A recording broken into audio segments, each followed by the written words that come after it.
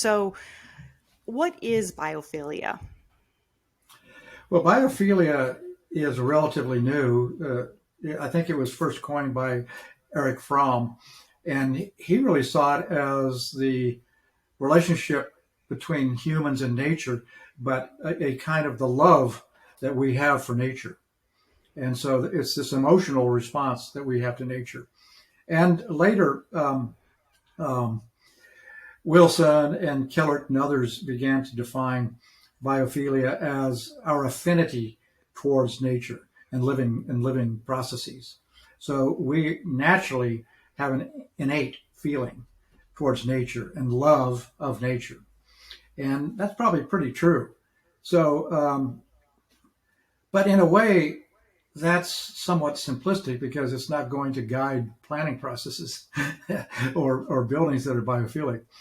But as a result of some of the early research, again, patterns that begin to contribute to this, let's call it a biophilic experience, because in a way it is an emotional response to place that began to give designers some ideas about how to design biophilic environments. And I think Killert came up with something like 72 different patterns, many of which were very close to one another. Later, he brought that down to about 25. And Terrapin Bright Green, with Bill Browning and his folks there, narrowed it down to 14 patterns. And those 14 patterns were widely distributed on the internet. And then lately, they've added a 15th pattern called awe. So there's like these patterns, very similar to the placemaking patterns that I had learned in the 80s with Michael Brill. You have these patterns that begin to inform, let's say, biophilic designs. And but I think the primary aspect of these patterns is that they are mostly all tied back to nature in some form or another, such as light in all the different kinds and qualities of light, from diffuse to direct to light and shadow, to the elemental qualities of moving water, the sensory connections we have with all of our senses with the environment, views to the environment.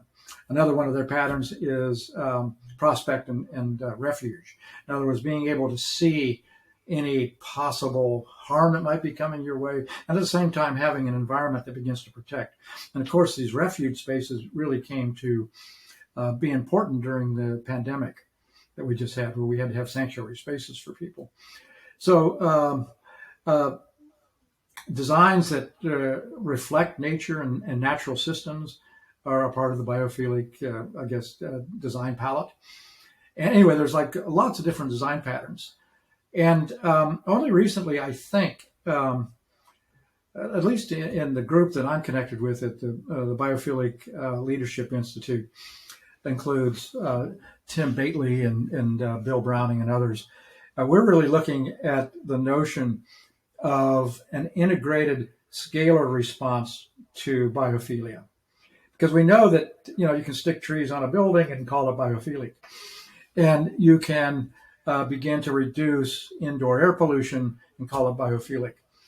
But the real challenge is, how do you make biophilic landscapes, biophilic buildings, biophilic interiors, biophilic neighborhoods, biophilic cities?